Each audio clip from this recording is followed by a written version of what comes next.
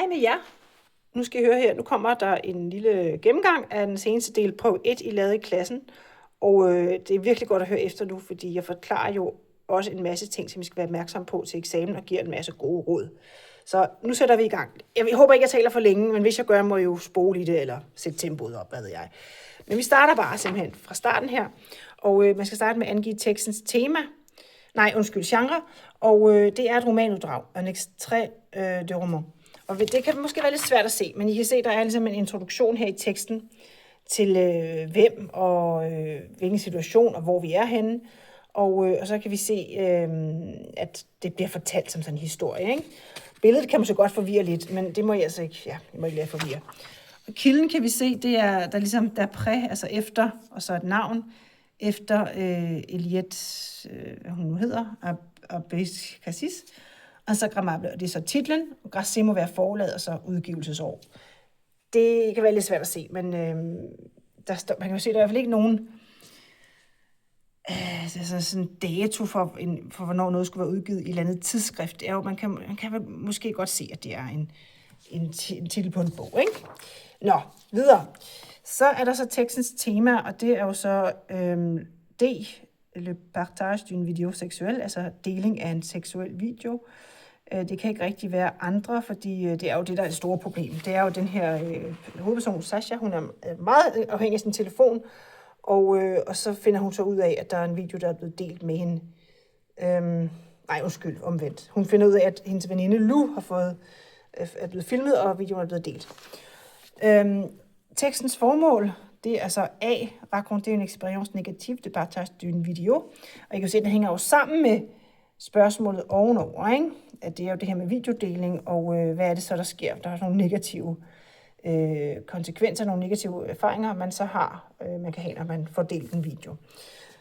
Så er vi nede ved næste opgave, og der skal man sætte spørgsmål og svar sammen. Og her er det rigtig vigtigt, at I husker at være meget opmærksomme på spørgeordene, fordi hvis der står kæske i den første, så er det jo noget med hvad? Så skal vi jo have et svar på det. Det kan jo ikke have ja og nej som svar, vel? Fordi qu'est-ce qu'on voit dans la video? Hvad ser man på videoen? Det kan jo ikke være oui, ja, eller no, nej. Så vi må altså have fundet ud af, hvad er det, vi ser på videoen? Og det skulle vi gerne have forstået i teksten. Og vi kan jo så se, at det må være F, le visage et le corps de Lou. Altså Lous ansigt og krop, ikke? Ser man på videoen. Så hvis man ikke helt er sikker på det, så er der sådan noget med simpelthen at kigge i teksten igen. Okay. Og så 2. Est-ce que Sasha reçoit le message de Lou? Og der er det jo igen vigtigt med spørgeordet Det betyder jo hvor. Og så skal vi altså have et sted. Hvor er det, at Sasha hun modtager beskeden fra Lou? Og det er jo så G. Det er devant la grille de l'école. Altså foran skolens port. Det er der, hun modtager beskeden. Så det er jo altså et sted. Og der skal man altså, hvis man ikke ved, hvad grille betyder, så er det altså vigtigt at være opmærksom på, at det står i glosserne. I kan se, at grille står her. Så det er altså rigtig vigtigt, at I kigger grundigt i teksten og grundigt på glosserne, fordi der er så meget hjælp at hente der. Okay, så er vi nede ved C. 3. C'est Sasha qui a partagé la video sur Snapchat. Det er Sasha, der har delt videoen på Snapchat. Og det er altså et ja-nej spørgsmål. Så det må være noget med enten det her oui eller non. Og det er så B. Non, c'est un jeune homme. Det er jo ikke Sasha, der har gjort det. Det er en ung mand, og det står også i teksten, ikke, som har delt den på Snapchat. Så er den så gået videre til skolen. Ikke? 4. Pourquoi est-ce que Sasha regarde son portable en cachette? Altså, hvorfor? Så skal vi altså have en forklaring. Så skal vi så formentlig have noget med fordi. Ikke? Så hvorfor er det, Sasha hun kigger på sin telefon i skjul? Det er jo fordi, her har vi igen parce que, ikke? Parce que c'est interdit d'utiliser le portable à l'école. Fordi det er forbudt at bruge telefonen i skolen. Og det er så I. Så er vi nået til nummer 5. Quand est-ce que la video a été filmée? Altså, hvornår? Så skal vi altså have et tidspunkt. Så selvom I ikke nødvendigvis forstår sætningen, så ved I, at I skal altså svare med et tidspunkt. Men den betyder så, hvornår er videoen blevet filmet? Og det er så H.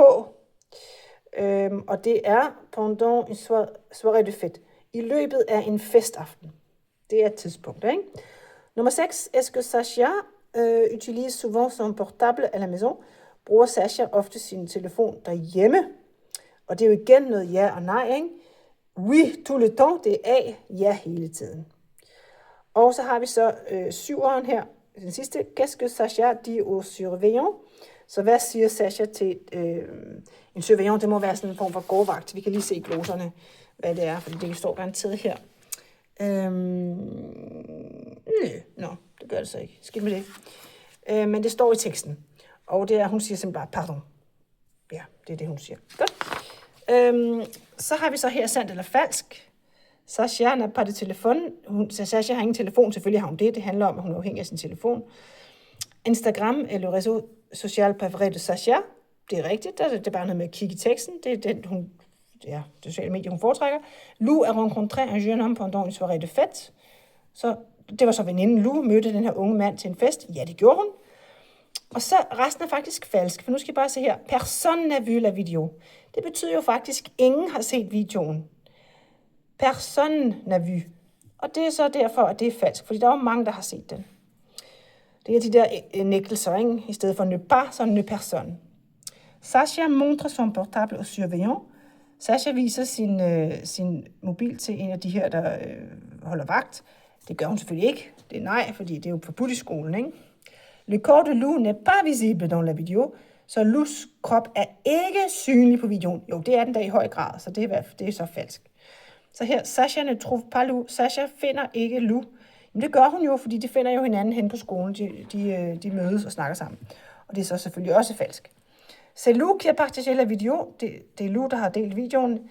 Det er det da godt nok ikke. Det er den her unge mand, så det er også falsk.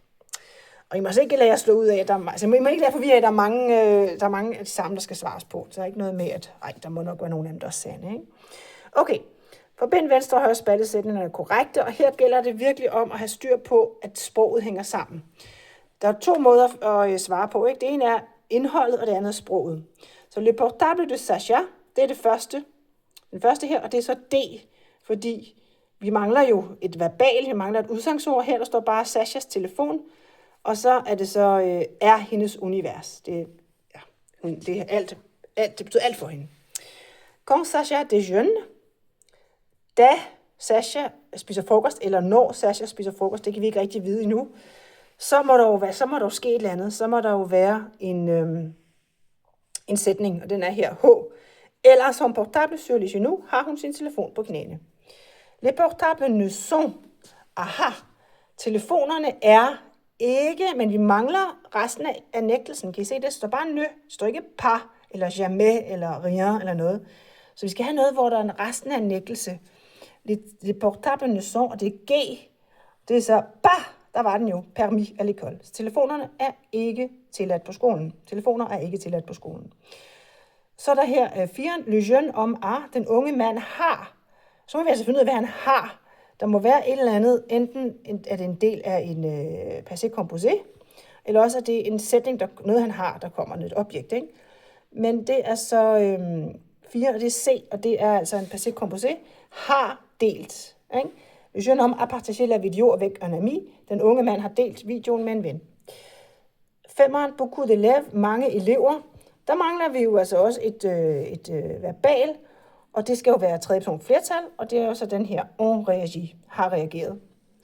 7'eren, lu, så må der altså være et eller andet med en vokal.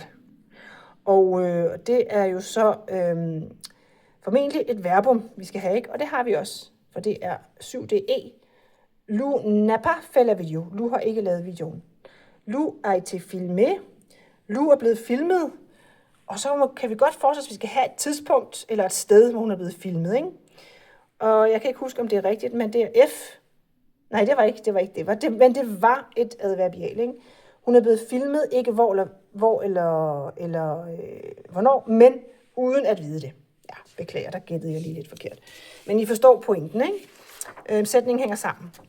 Så er vi over på næste side her, og der skal man altså sætte synonymer sammen, og de skal huske synonymer, det er altså ord, der betyder næsten det samme. Vigtig forskel fra antonymer, for det er ord, hvor det betyder det modsatte, men synonymer her.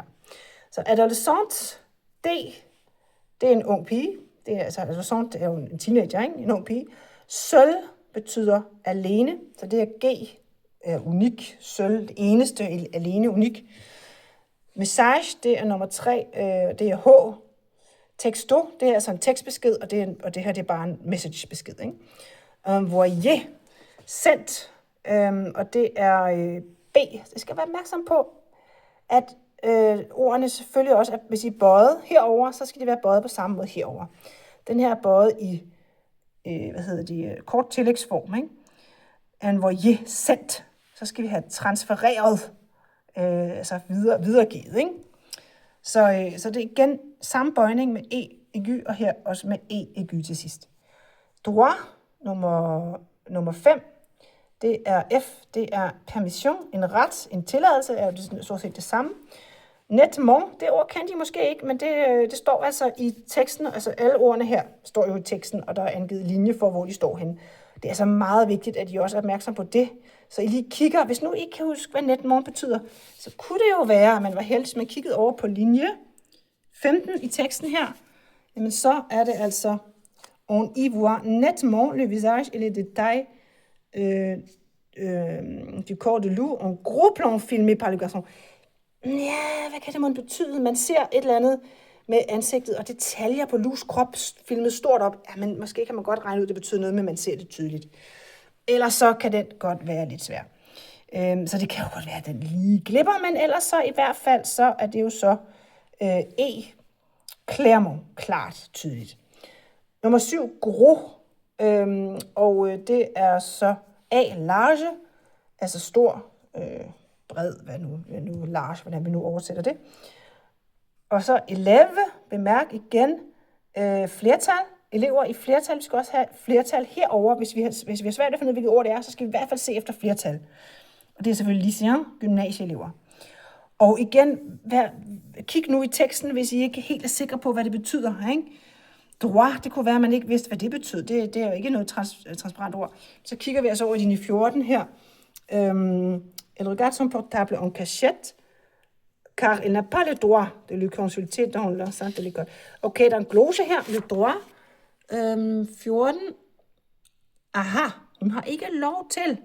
Jeg sagde ret til. Det er jo vel, for mig at se, at det er det samme. Det kan vel betyde begge dele, ikke? Så der er det altså rigtig vigtigt at kigge i gloserne, fordi så ved I faktisk, at det er det samme som permission, ikke? Så brug teksten, brug den hjælp, der er. Nå, jeg skal passe på igen, ikke at snakke for meget. Nu er der allerede gået 13 minutter. Godt. Men i hvert fald her, fremhæv det korrekte ord. Beaucoup de. Altid beaucoup de. Husk det nu. Ikke noget med beaucoup de eller le. Selvom der kommer flertal her, ikke? Altså i Frankrig, mange unge, det er altid beaucoup de. Fordi det er en mængdesangivelse. Så bliver en reduceret dækningsartikel. Okay, glem forklaringerne. Hvis I synes, det er for svært, bare husk beaucoup de. Altid beaucoup de. De. Okay, du lige réseaux sociaux, kom Instagram og TikTok, jeg går lidt hurtigt hen over det, hvor der ikke er nogen opgave, ikke? Men de bruger, mange unge bruger de sociale medier, og Instagram og TikTok, for at, der står ikke at på fransk, men der står for, og man skriver ikke at, det ligger ligesom i ordet, for at dele billeder og videoer. Det er værd til at sige dele, og ikke deler, for det skal være en infinitiv. Det er det også på dansk, hvis jeg oversætter, ikke? De bruger sociale medier for at dele, eller til at dele, partager. Derfor skal det være den her. Okay, mais c'est important de respecter la vie, men det er vigtigt at respektere la vie privée, det vil sige privatlivet. Og I kan se la vie, det er hundkøn, derfor må det være med et ekstra e bagpå. Og ikke noget s, for det er kun et privatlivet, ikke? Så det er vigtigt at kigge på, rigtig vigtigt at kigge på detaljerne. Quand par exemple, når for eksempel man vil dele en video, det vil sige quand on veut, tredje person ental, altså i stedet for ligesom il, elle, on veut med t. Og partager en video, når man vil dele en video med sine venner, ses amis, ikke? Der er flere af dem, der er ikke kun én ven, der er flere venner, og det er man, så det vil sige, det er en persons venner, ikke? Derfor er det ses amis. Il faut toujours demander la permission avant de le faire. Man skal altid bede om tilladelse, før man gør det. Malheureusement, desværre, il y a des personnes, eller mennesker, som eller der deler videoer. Derfor skal det være ki. I husker den regel, ikke? Med som eller der. Hvis det både kan være som og der, så skal det være ki. Så det skal altså være ki her. Meget intime videoer. Og Intime er altså ikke et af de mest almindelige adjektiver, så det skal altså stå efter substantivet, som er video. Og très følger bare med, hvis I skulle være i tvivl om det. Det er video, très intime, ikke? Video først, og så très intime. Der er mennesker, som deler meget intime videoer mod viljen hos dem, der er blevet filmet, eller mod de filmedes vilje, hvordan vi nu siger det bedst. Det er ikke sympatisk, det er ikke sødt, og det er forbudt. Ce n'est pas, fordi nø og æ, det smelter sammen, og det er jo bare i nutid, det er ikke tilladt, så der er ikke noget med infinitiv. Godt, det var den. Så er vi over ved det her, hvor vi skal sætte ord sammen. Jeg ved ikke helt, hvad jeg kan give af gode råd der, fordi det her, I kan se, hvordan jeg har gjort det, og det er altså bare, det kan godt være flere muligheder. Men det er rigtig vigtigt at måske starte med verbalet, ikke? Det er her, ikke? Der skal starte med at skrive det, og så hvem er det, der er hende? Det må være en eller anden person i tredje person, ental. Det kan godt være Sasha. Det kunne også være Lysiane, men en jeune Lysiane er din Sasha, altså så du er resten ikke rigtigt. Så jeg vil helt klart råde jer til at starte med verbalet. Og så finde ud af, hvem kan det være? Jamen, det kan faktisk være flere forskellige. Så prøv jer frem og se, om det så om resten giver mening. Hvis I starter med, når I prøver af, der kan godt være, Lysiane kunne også godt være subjektet, men så giver det resten ikke mening. Og her den næste, der er noget med har, ikke? Hvad har hun? Jamen, I kan se, der står noget her i, det må være en bøjning i passé composé, og så skal det reçu jo stå sammen, og igen, tredje person, ental. Det kan kun være L. Altså en besked, det er også tredje person ental, men det kan ikke rigtig, altså en besked har modtaget hende, det duer jo ikke rigtigt, det giver jo ikke mening. Og igen, jeg ved ikke, om der er så meget at forklare her, det er bare noget med at lege med det, se, okay, C står gerne først, ikke? Og så er der noget med partager, det er jo så igen en bøjning. Partager, sådan en kort tilsform, skal jo altid have et eller andet hovedverb, altså hjælpeverbum, ikke? Delt. Det kan man jo ikke bare sige hun, han delt. Det må være har delt eller er delt, og det er så har der, ikke? De bliver selvfølgelig sværere og sværere, og den her var det ikke alle sammen, der lavede, fordi jeg sagde, at jeg kun behøvede lavet 3 af dem. Men den var også lidt svær, den skulle jeg selv lege lidt med først. Men jeg ved i hvert fald, når der står lør med S, det står sammen, det er lige meget. Men nægtelsen skal selvfølgelig være, nø og par skal være på hver side af et verbum, ikke? Utilise bar.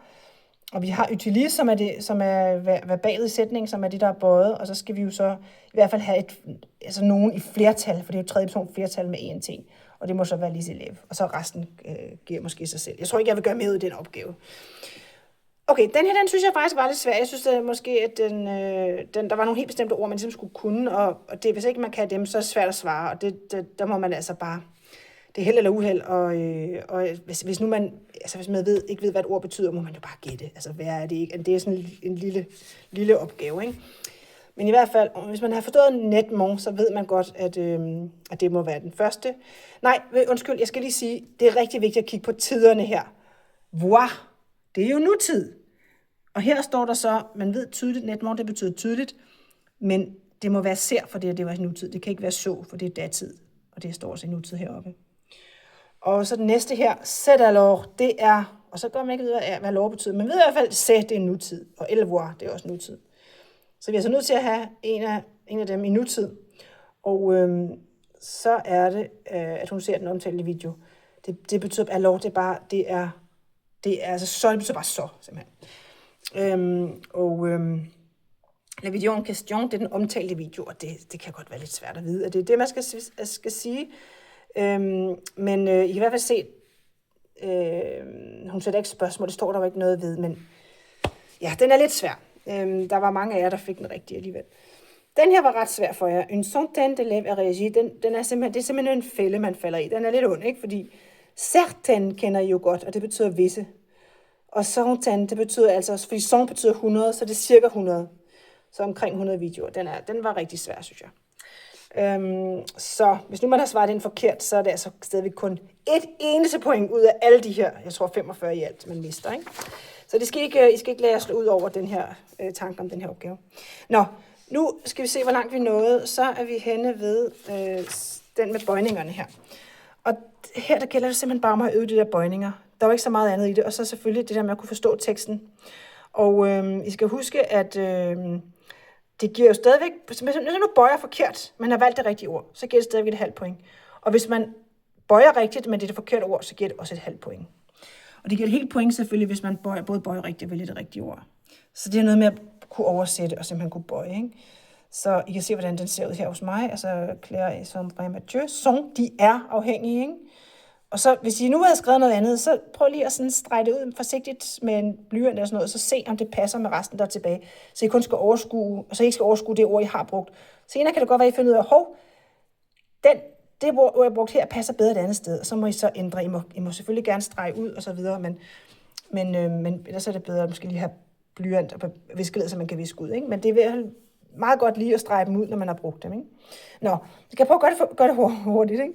Ils ont toujours, de har altid deres telefon ved hånden, même quand ils passent la soirée, selv når de tilbringer aften med deres forældre, og det er altså de. Det hele er tredje person flertal, for det handler om Claire og hendes bror, ikke? Det er jo 2 personer. Nos parents nous disent. Den var rigtig svær for jer, fordi der står altså nu. Det skal man ikke lade sig narre af, fordi nu, det er jo altså objektet, ikke? Vores forældre siger os, eller siger til os. Så det er nos parents, der er subjektet.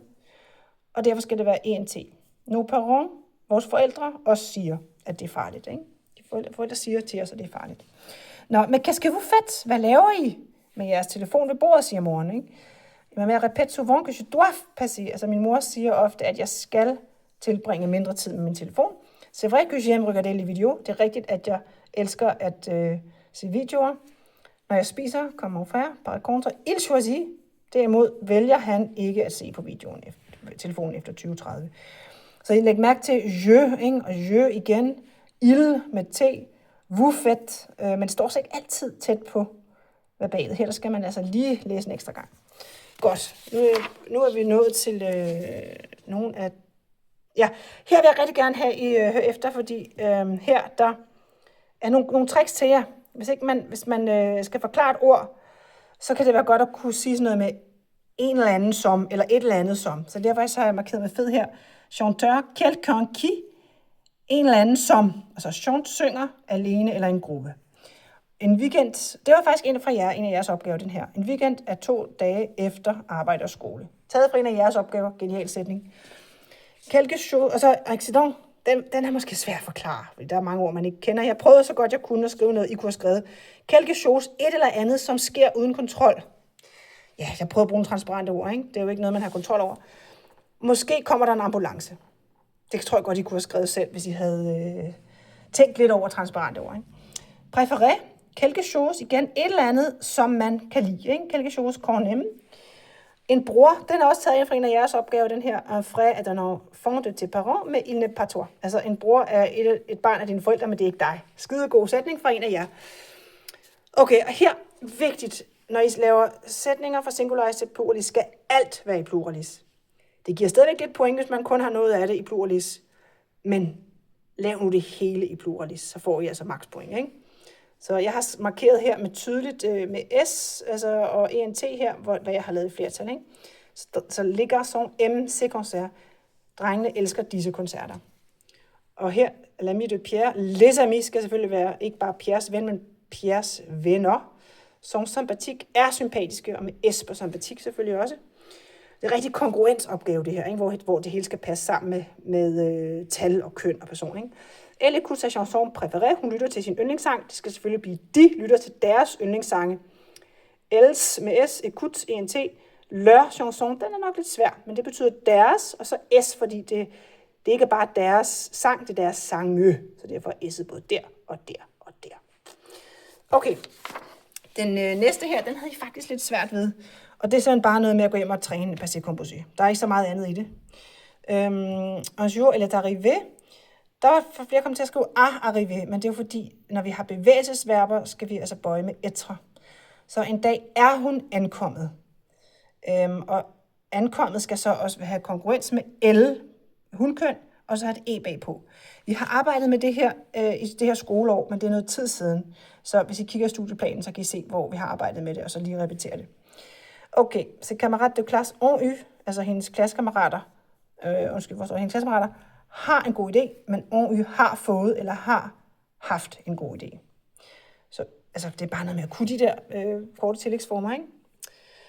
Elle a répondu à la question. Elle répond à la question. Hun svarer på spørgsmålet, bliver til elle a répondu. Hun har svaret på spørgsmålet. Tredje bøjning, der er det med u i passé composé. Og bemærk også, at når man bøjer med avoir, som man gør i B og C, så skal der ikke være kongruens på hovedværdet. Den er den samme, uanset hvem der er subjektet. Det er lidt svært det her, tror jeg, men det er altså også en af de, det bliver lidt sværere i løbet af sættet, ikke? Her, der kan I sådan set, nu har jeg allerede snakket lang tid, men jeg vil gerne lige sige noget vigtigt her også, fordi det der virkelig giver point i den her del på 1, det er, at man bruger emnet, og man bruger teksten, ikke nødvendigvis kun denne her tekst, men simpelthen også de tekster, der er inde i opgaven, ikke? Fordi der forstår for eksempel her, la fille utilise son portable à l'école, og den er jeg ret sikker på, at jeg har taget fra en af opgaverne, at la fille, altså pigen, bruger sin telefon i skolen, og nu skal jeg lige prøve at se, om jeg kan finde ud af, hvor det var henne, den var. Men jeg mener faktisk, ja, les portables ne sont pas permis à l'école. Og så står der et helt andet sted, står der noget med utilise, det står der et eller andet sted i sættet. Så det er altså noget med lige at... det er lige meget, det var nok den bøjning, det var nok bøjningsopgaven, den var i, ikke? Som jeg så ikke kan finde lige nu. Den er her, ikke? Så står der noget med utilise, tror jeg her. Det kan også være, det ikke stod der. Et eller andet sted i det her materiale står der utilise. Og ellers så kender I det måske også. Men ellers så simpelthen, I må gerne tage noget fra hovedteksten, ikke? I må også godt tage noget fra opgaverne. Men selvfølgelig pas på med at skrive fuldstændig af. Fordi det giver ikke nogen point at skrive helt af. Så det skal man lige passe på med. Men skriv noget relevant for emnet. Og brug gloserne. Brug nogle af sætningsbiderne. Også gloserne her kan også bruges, ikke? Réseaux sociaux, for eksempel sociale medier, får jo forærende her. Og så har jeg prøvet at gøre det samme igen, ikke? Les deux lycéennes en arrière-plan, det kan jo også de der billedudtryk, det kan være meget fint at have det med. On partageait une video intime de la fille sur les réseaux sociaux. Det har jeg alt sammen taget fra teksten, men jeg har selv sat det sammen, ikke? Så de to gymnasieelever i baggrunden har delt en intim video af pigen, og det er jo så hende, vi havde her først, ikke? På de sociale medier. Det kunne I sagtens have skrevet selv, men det gælder lige om at være opmærksom på, hvad man får forærende i teksten, og hvis man har tid til det, så lige sætte det sammen, ikke? I går, il y avait une grande fête. I går var der en stor fest. Den blev ikke så lang, men det behøver altså heller ikke være langt alt sammen. Plus tard, la fille va trouver son ami à l'école. Så senere vil pigen finde sin ven i skolen, sin veninde i skolen, ikke? Og det er altså også noget, som er sådan, altså noget af det er taget fra teksten her også, ikke? Fordi der var det der med Lou og Sasha, der finder hinanden, ikke? Så jeg har ikke skrevet af, men jeg har alligevel sådan holdt mig lidt tæt op af det der er i tekstforlægget, ikke? Så, og plus tard kunne jo også godt være noget med hier, altså noget med, i går var der en stor fest, og senere blev hun filmet. Altså der må jeg jo selv vælge, om det er senere i forhold til billedet, eller senere i forhold til her. Nu er jeg bange for, at jeg kommer til at komplicere det for jer, men for at gøre det kort og enkelt, vær opmærksom på, hvad det er, I får her, ikke? Det er vigtigt, at I ved, hvad hier betyder, og plus tard betyder senere, ikke? Hvis I ikke ved det alligevel, så er I jo nødt til bare at prøve jer frem. Men læg mærke til, hvad der står, og gør, hvad I kan for at... Altså, hvis I gætter, er det måske rigtigt, ikke? Og så brug emnet, brug teksterne, brug gloserne. Så er vi over ved... Nu er vi næsten i mål her. Den opgave her, den er lidt omfattende. Den er nok ikke lige så omfattende i eksamenssættet. Men i hvert fald, så skal man så skrive 4 sætninger med 3 possessive pronominer og 3 adjektiver. Og jeg har så lavet adjektiverne med gul her i min tekst, og de possessive pronominer med grøn. Den her tekst, jeg har lavet her, den er delvis fra en af jeres opgaver, men jeg har så lavet lidt om, ikke? Så sur la photo, il y a 4 bons amis, der er 4 gode venner ved en bar, det er altså et adjektiv. Au milieu de la photo, il y a un homme avec son téléphone, det er valgt fra en af jeres opgaver. I midten af billedet er der en mand med sin telefon. Fint. Les autres personnes regardent le téléphone, ils sont un peu surpris.